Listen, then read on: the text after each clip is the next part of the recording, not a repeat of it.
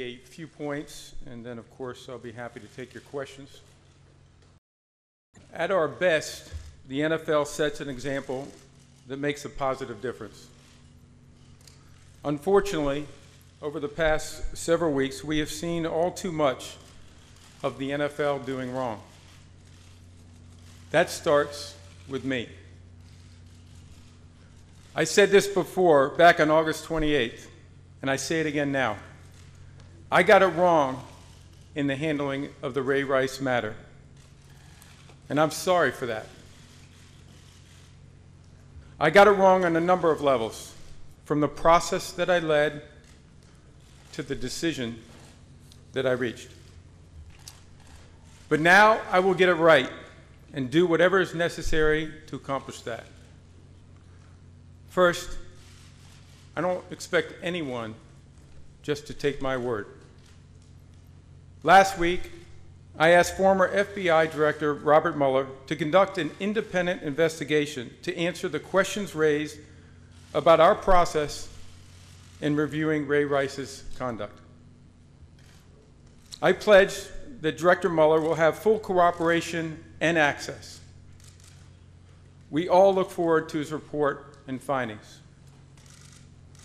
I promise you that any shortcomings he finds in how we dealt with the situation will lead to swift action. The same mistakes can never be repeated. We will do whatever it is necessary to ensure that we are thorough in our review process and that our conclusions are reliable.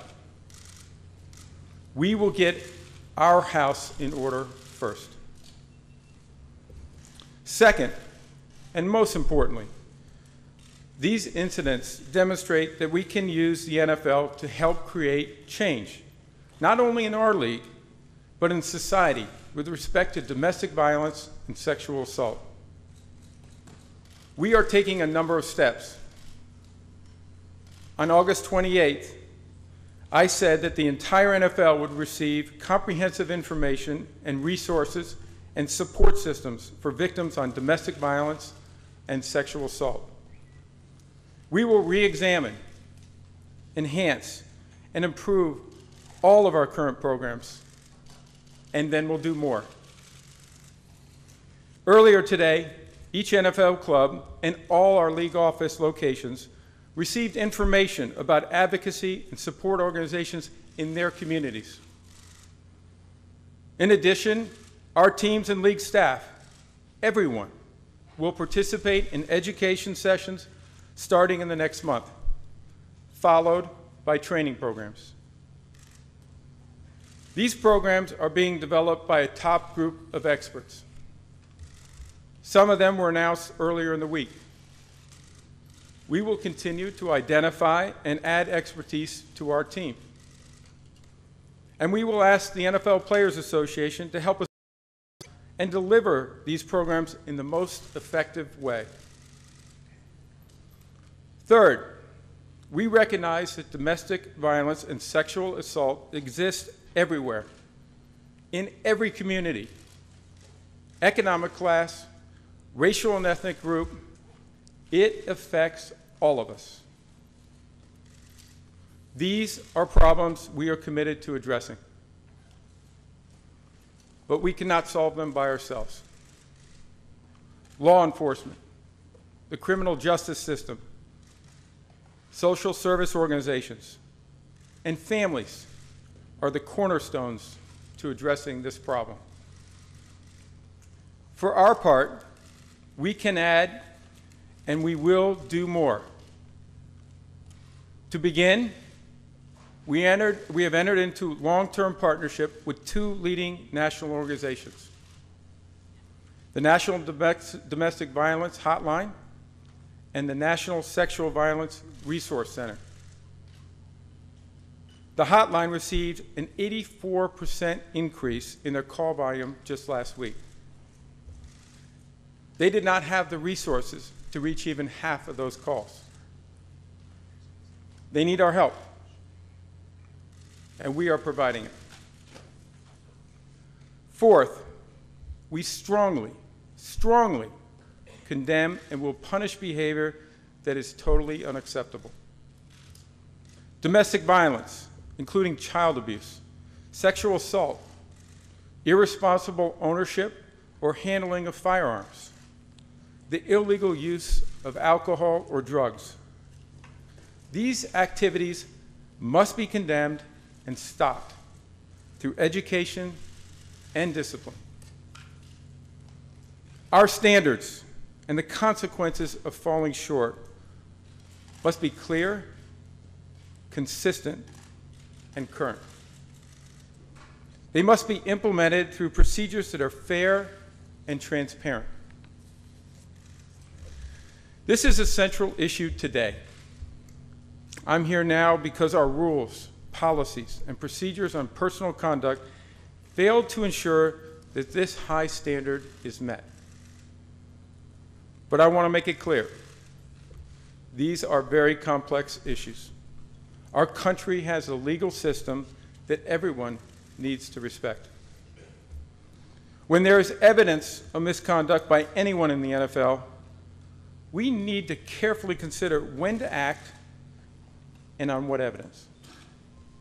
Everyone deserves a fair process. You know I feel passionately that working in the NFL in any capacity is a privilege, something we must earn every day and must never take for granted. The vast majority of players, coaches, owners, and employees in the NFL stand tall, not only for their role in the game, but for what they do in their communities. To get all this right, we will bring together our players and their union representatives, coaches, owners, and outside experts who can help us set the right standards and identify the right procedures. I have discussed these challenges with the Players Association Executive Director, DeMaurice Smith. He shares my view that domestic violence and sexual assault have no place in the NFL. He and I will meet next week to bring together experts to help us establish and live up to the standards that our fans deserve and that we set for ourselves. I will be asking these experts to examine all current NFL policies related to employee and player conduct and discipline. They will address how to balance due process rights for those accused with the need to hold our personnel to the highest standards. They should also consider the current system for determining violations, including my role in the process. There will be changes to our personal conduct policy. I know this because we will make it happen. Nothing is off the table. Let me say it again. We will implement new conduct policies. They will have a set of clear and transparent rules for league and club personnel, owners, and players. My goal is to complete this by the Super Bowl. Football and the NFL have always changed and improved. We drive changes in the game through our competition committee. It reviews and updates the rules that govern the game on the field. Through this process of evaluation and reform, we keep the game competitive, entertaining, fair, and most importantly, do everything we can to protect our players on the field from injury. We go to enormous lengths to make sure players, coaches, officials, fans, our broadcast partners fully understand our playing rules and how they are enforced. That must now be our model when it comes to personal conduct. So like the competition committee and other league committees, I'm establishing a conduct committee to review these new rules in the months and years to come and ensure that we are always living with the best practices. There is no reason we cannot be as transparent and as effective on these issues as we are with the game on the field. I believe in accountability. I understand the challenges before me, and I will be held accountable for meeting them. Every day, so many of our players, coaches, and staff are doing tremendous things in their communities. I couldn't be more proud of how they're using the opportunity to help make a positive difference. Today, I ask everyone that is part of the NFL to join me in making positive and significant changes going forward. I'll take your questions. Yes. Peter. Peter Alexander from NBC News. Yes. Commissioner Goodell, appreciate your time. Sure. If any of these victims had been someone you love, would you be satisfied with the way the league has handled this crisis, and what would you say to them? I'm not satisfied with the way we've handled it from the get-go. As I told you, and this statement indicates, I made a mistake. I'm not satisfied with the process that we went through. I'm not satisfied with the conclusions. And that's why we came out last month, on August 28th, and we said we're going to make changes to our policies. We made changes to our discipline. We acknowledged the mistake, my mistake. And we said we're going to do better going forward. We have a set of very complex issues that we have to deal with. That's no excuse. What we need to do is go and get some experts to help us. How do we do this better? How do we restructure our personal conduct policy and expect the kind of behaviors we expect, and to make sure that we educate, we train, we do everything possible to hit that mark for all of us. And when we don't, there'll have to be consequences for that. So I'm not satisfied with what we did. I let myself down. I let everybody else down. And for that, I'm sorry, as I mentioned earlier. But that's what we're going to correct, and that's what we're going to fix. Roger, you've had pretty extreme unilateral power in deciding discipline, but as you've said a few times, you've gotten it wrong in a few cases, and that tends to happen when there's no checks and balances. How willing are you to give up some of that power, and do you think that that would be the right thing for you to do? Well, Rachel, as I said in my statement, everything is on the table. We're going to make sure that we look at every aspect of the process of how we gather information to make a decision, how we make that decision, and then the appeals process. And all of that's on the table, and all of that is important information that we want outside experts to give us some perspective on and see if there's a better way to do it. We believe there is, and we believe we need it. We can't continue to operate like this. Also, you've mentioned on TV last week that you guys checked and tried to get the Ray Rice video and any information. The Atlantic City Prosecutor's Office in an open records check says they don't have any electronic communication from the NFL asking for those kinds of documentation or the video. Can you give us sort of the trail of how you guys did that investigation so that people can know really what you put into it? Well, certainly our security department works with law enforcement. They are fully cooperative. We gather almost entirely all of our information through law enforcement. And what else we're going to look at, Rachel, that's something, is that the right process? Should all of our information be gathered simply through law enforcement? We understand and respect what they go through and what the job they have to do, and there are certain restrictions that they may be under. But they're saying they don't have a record of you guys asking for what you said you've asked for. Oh, we asked for it on several occasions. According to our security department, we went through it. We asked for it on several occasions over the spring, all the way through June, from February through June. So I'm confident that our people did that, and so that's something that we'll have to discuss directly with them. Commissioner? Peter Schrager Yeah. from Fox Sports, Commissioner. I was in Minnesota on Sunday, and I saw a mother with her two kids, both wearing Adrian Peterson jerseys, and she said to me, "I'm conflicted about this. I don't know what I should do. You know, he's their favorite player." Obviously, we had a similar situation in Baltimore with Ray Rice. We've heard from the sponsors. They've voiced out. What's your message to the mother with the two kids who has Peterson jerseys and doesn't know what to tell them?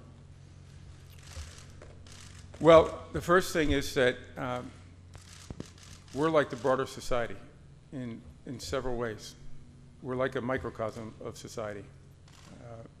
We have a lot of young men, a lot of individuals that play or coach or executives, other individuals in the league that they make mistakes.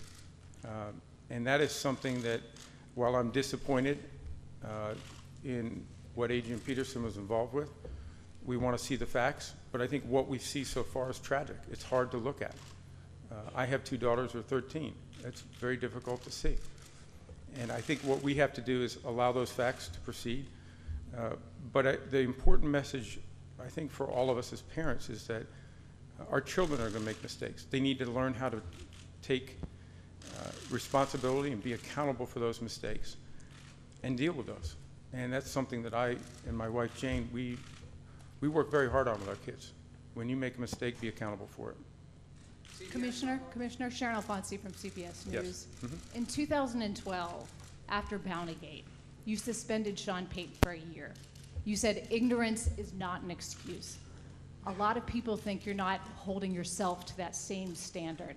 Have you considered resigning at any point throughout this? I have not. I'm focused on doing my job and doing the best of my ability. I understand when people are critical of your performance, but we have a lot of work to do. That's my focus. We've been busy in the last couple of weeks. I have results to show for it. We've talked about some of them in my statement, but I'm proud of the opportunity that we have to try to make a difference here and do the right thing. We've acknowledged that we need to change what we're doing. Now we have to get to what are those changes going to be. Roger, Hey, Bart Bart. Hubbard with the New York Post. There have been a lot of high-profile, high-level calls for your resignation. Following up on that question, what would you say to those people? Why do you feel like you should be able to continue in this role? Because I acknowledged my mistake. August 28th, I said we didn't get this right. We're going to make changes. We made those changes. We're making those changes. We have a lot more work to be done, but we're moving in a very important direction by getting expertise to say, how do we do this better? We're all, as a society, having difficulty being able to deal with this. The NFL's got to take care of his house, as I said. And that's my focus, is how do we do this better as the NFL? And make sure we keep everything on the table. We're going to make sure that we look at every aspect, from the collection of evidence to how we go through the process, to who makes the determination, what the appeal process is, and we'll make those changes that I believe will be beneficial to the league long term. In addition, I think we can make some changes, and I think they'll be positive in the domestic violence and sexual assault areas, child abuse areas. Those are things that we think we can make a big difference on at some point in time. But we better get our house in order first. Mike? Roger, Mike Garofalo, Fox Sports 1. To your right. Yes, Mike, sorry. You mentioned due process in your statement. Right now, there's a lot of inconsistency. Ray McDonald is playing. Greg Hardy is not. Adrian Peterson's not. Jonathan Dwyer's not. You've got some guys on the exempt list. You've got some guys on the non-football illness list. Again, I know you mentioned that you want to take a look at due process and when to act. That's a bit of a slippery slope. How do you plan to handle that? And do you have a list to put these guys on? Well, you're highlighting exactly the point, Mike, that we need to change our policies and our procedures, and we need to get some help in trying to identify how to do that. We have state laws that are different from state to state, and even locally. We need to make sure that we have looked at when the NFL should be involved in the investigative process. We need to know how much reliance we should have on the law enforcement information. So you're highlighting exactly the issue, is that we do not have a clear and consistent policy that allow us to deal with all of the different issues that are arising. And that's why we talked last month about we need to change our policies. And we need to go get some experts to help us deal with some of those issues that are very complex about due process and making sure that we allow our employees and the opportunity to be able to defend themselves, but also make sure we're maintaining the integrity of the league and what we're doing. We have an obligation there. And we're prepared to do that, and we are going to do that. Roger. Yes. Judy Batista. In your interview with CBS News almost 2 weeks ago, you said Ray Rice was ambiguous in his description of what happened in the elevator, and that is why you went back and suspended him further after the video came out. What exactly did Ray Rice tell you happened in the elevator, and how did what you thought in your mind happened in the elevator differ from what we saw on the video? Well, Judy, a couple things. First off, as I said, that we got new information from the first time I met with him to my initial discipline, which 3 weeks later I acknowledged was not sufficient. That it was clear there was an act of domestic violence, but it was inconsistent with the way he described what happened. When we had that new information, we had the ability to say, we're going to interject and we're going to take additional action. And that's what we did. So there was new information that developed because we had not seen that second tape that became public roughly 10 days or so ago. And that was not consistent with what he said. Commissioner, what did he say? What did he tell you? What happened? Well, the one issue with this is now a matter of appeal. As you know, the NFLPA has appealed this. So it's a matter that is going to be taken up in the appeal. So without prejudging or without getting into any specifics on this one, I've got to respect at least the appeal process right now. What about transparency? You keep talking about transparency. Why not say what he said? Well, I'm telling you right now that it's inconsistent with what he told us, what we saw in that video when it came out roughly 10 days ago. But we have a process right now. We have an appeals process. That information will come out at some point in time. The process is not about those details. The appeal process is more specific to them saying they got multiple punishments for the same crime. So given the fact that what he in fact did is not what the question is about. Well, Peter, I may disagree with you there. I think that's something that the appeals officer is going to have to determine. We have not seen all of the papers on appeals. It is a fact that there's an appeal, and they may be able to raise several issues in the context of that appeal. That's a decision that they have to make. I can't make that. Commissioner, to your right. Yeah. Andrew Rosario, Rise TV. You mentioned the two women's groups that the NFL will be working with. Can you give us an idea of how you'll be assisting them? And to follow that up, if the 32 owners had a vote today about whether or not you should keep your job, what do you think the results would be? Well, that's a hypothetical which I can't deal with. We had 20 owners in the office this week for pre-scheduled committee meetings in preparation for our league meeting next month. And we're just focusing on getting our work done, and so are they. So we had very productive meetings with them. Your first part of your question was about the different organizations. What we saw in our contact is that because of the attention this issue was brought by the Ray Rice matter and potentially other issues coming to light, this is something that became a need for what our experts tell us was happening in the community. What is happening is that there's clear that there's a need for people to seek help in all communities, and that's why they saw a spike in this.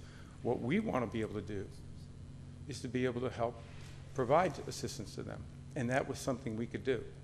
And we said to them, we want to be involved, we want to help, and we will provide resources and assistance to be able to make sure that you can get the personnel there to be able to answer those questions.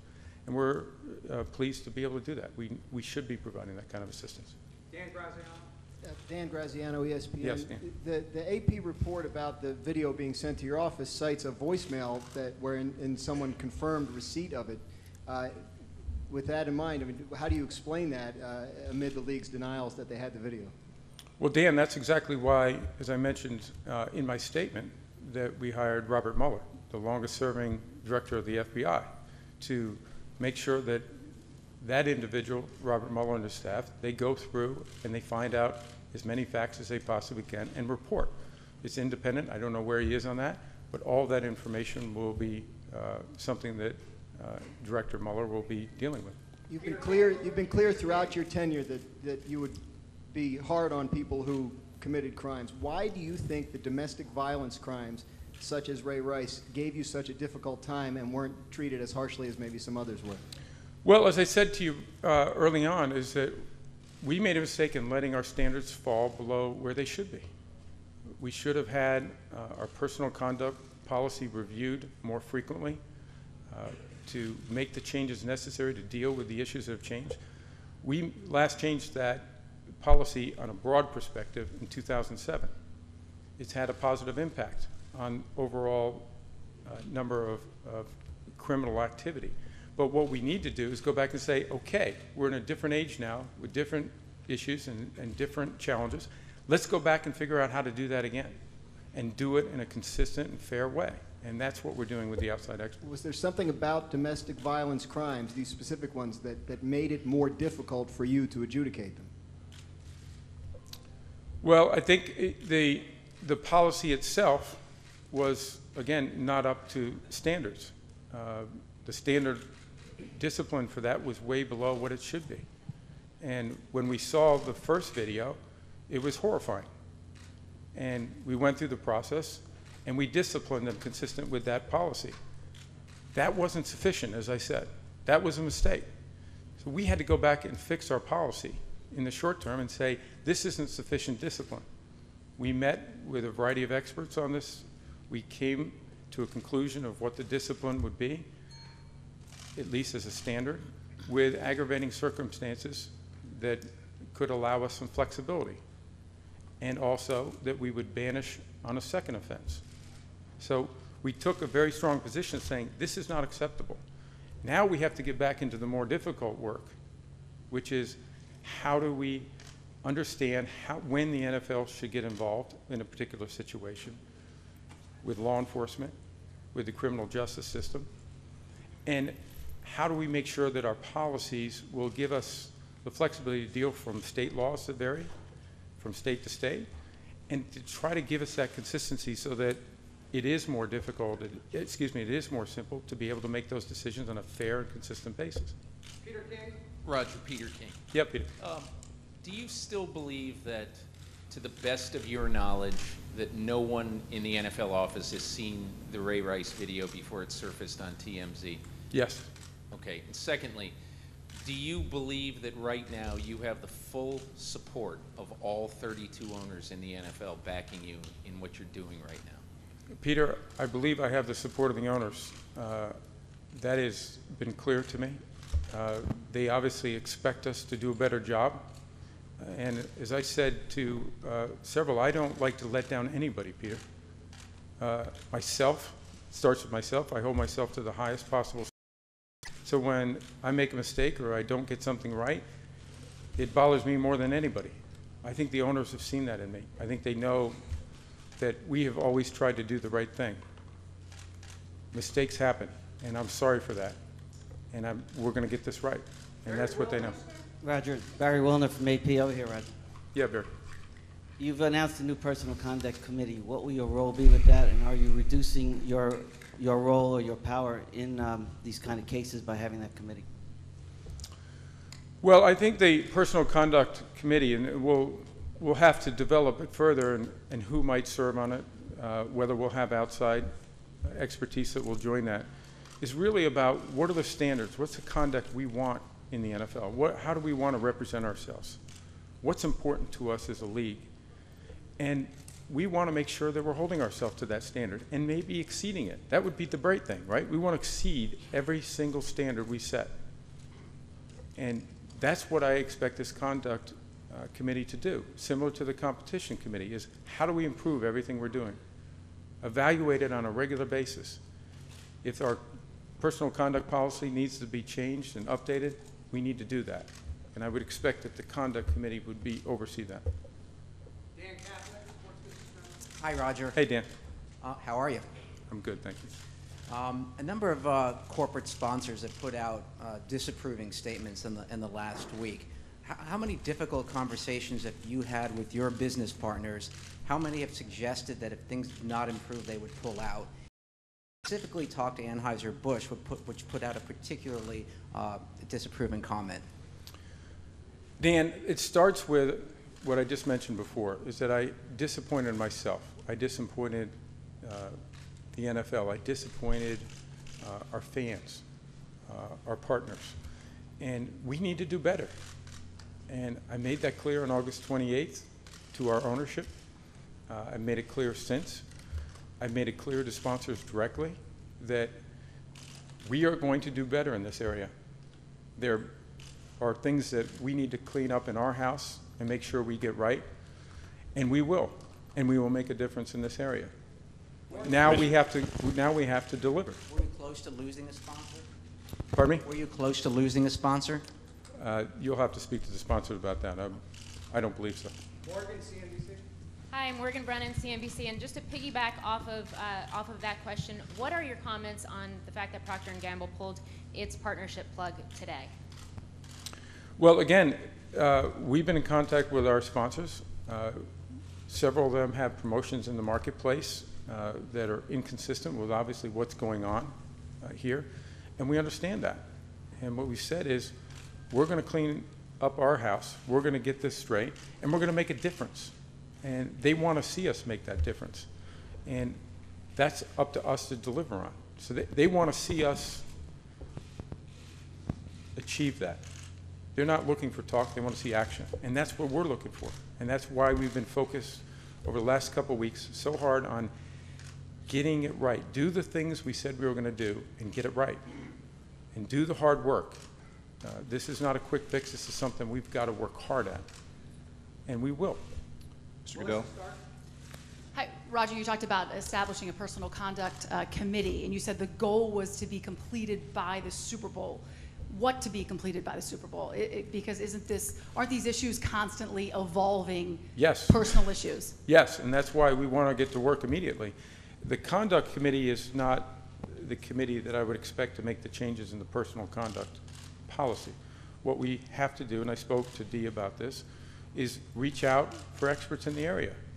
Some may be in law enforcement, some may be in the criminal justice system, some may be experts in the domestic violence or sexual assault or child abuse area, and bring all of those experts and their views on this of how we can improve the policy. Everything from how we collect the information to when the NSA is involved with law enforcement, or do we have a separate investigation? And those are all difficult issues to ensure they have due process. Anybody is involved, but also make sure we're maintaining the integrity of the NFL. So the idea to have the committee in place by the Super Bowl, or to start making some of those decisions? I expect I will have the committee in place by the Super Bowl, yes. Mr. Goodell. Commissioner, Aaron Katursky from ABC, thanks for doing this. Sure. I wondered if you personally have ever been involved in an abuse situation in any capacity. And then secondly, I wondered if you anticipate any personnel changes, if not change in commissioner. How can you bring meaningful change and credible change and change the culture and change the attitude without a change in personnel? The first answer to your question is I have not. The second answer to your question is we are making personnel changes. We announced several of them over the last week. We have more to come. We're looking to see how do we strengthen our team in this area? How do we bring the right voices to the table to make changes not only in what we do, but more broadly. And so I expect personnel changes will continue. That's part of how we get better. That's part of how we evolve and learn from our mistakes and do a better job going forward. Mr. Goodell. Commissioner, sorry. Yes, Kip. Two things. One is when you made the original suspension of 2 games, were any women advising you? And second, in your personal conduct policy that you're revising, are you willing to put that into the CBA? On the first one, I think you're pointing out exactly what we're concerned about, is that we didn't have the right voices at the table. We need to get better expertise. Some of you know we announced earlier this week that Lisa Friel is joining us as a former chief of sex crimes in downtown New York. I think she's going to be able to provide a very valuable perspective for us in understanding the criminal justice system, particularly in this area. And those are the types of people we want to have part of our organization and part of our decision-making process. Mr. Goodell. Yes. Miguel Marquez. Ow! I'm Benji. What's going on? Ow! What are you doing? What are you doing? Don't take me to an elevator! Don't take me to an elevator! Please! Don't take me to an elevator! Please! Okay, we're going to CNN. Sorry about that. I had nothing to do with that. Mr. Goodell, Miguel Marquez from CNN. Yes. I guess there's a lot of confusion from fans out there about the mistake that you say that you've made. You talk about your investigative department at the NFL. Regardless of what Mr. Rice said on June 16th, regardless of what was on that second videotape, on the initial summons, it clearly says that Mr. Rice struck Janae Palmer with his hand rendering her unconscious. Why wasn't it enough then to put this right? Well, it was, and we saw obviously the original video, and it was clear that a domestic violence violation had occurred. That was clear to us, and it was horrifying, and that's why we took the step we did. We did the 2-game suspension and a fine of $500,000. It was not sufficient, and that's because our policies, as I indicated earlier, had fallen behind where we need them to be. We needed to get those policies in a position where the standard for that kind of violation has to be much higher. And that's why 3 weeks later we raised that standard. And we said, this is not going to be acceptable behavior. And when it occurs, it's a minimum 6-game or the standard 6-game with aggravating circumstances that we can consider and have additional penalties if necessary. Commissioner, you mentioned Robert Mueller's investigation is key to solving all of these issues. I'm not going to sit here and discuss the integrity of the ex-director of the FBI. I can leave it as a given that he's a man of integrity. But the law firm that he works for and that will help him carry out that investigation is a law firm with extremely close ties to the NFL. You guys paid that law firm recently to help you negotiate some television deals. The president of the Ravens, who will be key in this whole investigation, worked at that law firm for more than 30 years. Why hire someone with even the appearance of integrity, and how do you expect this to affect everything? Well, Rachel, I would respectfully disagree because you now are questioning the integrity of the director of the FBI. Yes, that firm has represented us in the past, but they have also been on the other side in litigation against the NFL. So this is a highly respected individual that served as director of the FBI, the longest serving director in the history of that. His credentials are unparalleled and unquestioned. But part of the idea of this, I guess, is to restore public trust. So even if he does a flawless investigation, isn't there an element here of you're leaving the door open for doubt? Well, Rachel, unfortunately, we live in a world where there's a lot of litigation. There are a lot of law firms, a lot of people who have had maybe some interaction with us in the past. Robert Mueller has not. Law firms may have, but we were hiring Robert Mueller, and his credentials, his credibility to do an independent investigation, reporting to the owners, and I am confident that that will be the case. Mr. Commissioner? Rachel's question. Yes. Has he interviewed you yet? Has Robert Mueller interviewed you? It's been a week since you announced this independent. That's something that Robert Mueller is going to have to announce. We are not disclosing or involving. He's running an independent investigation. He will meet with anybody he wishes, whenever he wishes. He will get full cooperation from me or anybody else in the building. I'm not making any comments specifically on the investigation. He has full access. If he feels he wants to speak to anybody, he will do that. Mr. Commissioner, Adam Glenn here with Commissioner Adam Glenn here with TMZ and TMZ Sports. I have to go back into the video and your curiosity to see the video. You suspended Ray Rice after our video. Why didn't you have the curiosity to go to the casino yourself?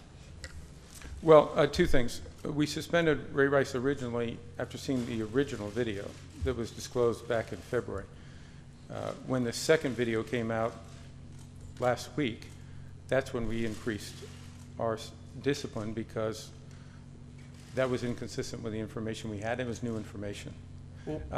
One of the things that I said in my statement, and I've said repeatedly here, is that is part of what we want to do with all of our experts, outside, internal, is try to figure out how should we investigate these issues. In the past, we have been almost completely reliant on working with law enforcement and cooperating with them. We do not want to interfere with a criminal investigation. In particular here, when you're dealing with a casino in New Jersey, there are even more restrictions because it's overseen, I believe, by the Attorney General. So we have to be very cautious of not interfering with a criminal investigation, but we'll evaluate that. Should we do more to get that information? I would have loved to have seen that tape. Should we do more to get that information in the future? That's a question I want these experts to do. We found out by one phone call. You guys have a whole legal department. Can you explain that? We found out by just one phone call. I can't explain how you got the information. Only you can do that. So. Chris Strauss, who will take Two questions on the, right here, Commissioner. Yes. Two questions on the Ray Rice situation. The first one, do you regret having Ray and Janae Rice in the same room together when you met with them? And secondly, have you decided who will be hearing the appeal for Ray Rice in your office? I have not on the second part of your question. I'll be making that decision shortly. Someone else will be hearing that case. On your first part is, yes, it's part of the learnings that we've had throughout this, is that there are certain proper ways of having those kinds of discussions when couples are going through a domestic violence issue. And we have learned that. And we have learned that from our experts, is that we shouldn't have them in the same room, or we should give them the opportunity to speak separately also. And that's something that we have learned from this, and we will correct going forward.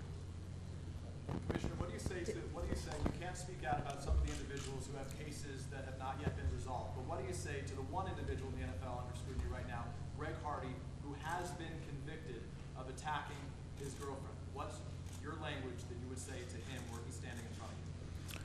Well, we're disappointed in where he is. We think what he did and what he was involved with, at least what's alleged in the court records, he was convicted, and then what happens when he appeals that is it's wiped out until he goes to a jury trial. So you, again, you're highlighting exactly, can I finish? You're highlighting exactly the issue that we're concerned about, which is, when do we engage? There was a conviction removed until the jury trial, and then should we let that go all the way through? We were pleased with a. Okay, you're in the middle here, Roger. Really quickly, can I ask a quick from the question, record? please? Yes. My hand's been up for a while. Jerika Duncan from CBS News. It's obvious when you look out on the field, a lot of these players, it's a diverse crowd. A lot of the players that have been highlighted recently are African American. Can you justify not having an African American as part of that group of women that you've hired to look into sexual assault and domestic violence? Well, that's not true. We have internal experts that have been working on this that are people of color, that are women and men, and they have been involved with this process from the beginning. In addition, as I said in my statement, is that we will continually evaluate, do we need other resources? Do we need other individuals? Do we need other organizations that can help us make?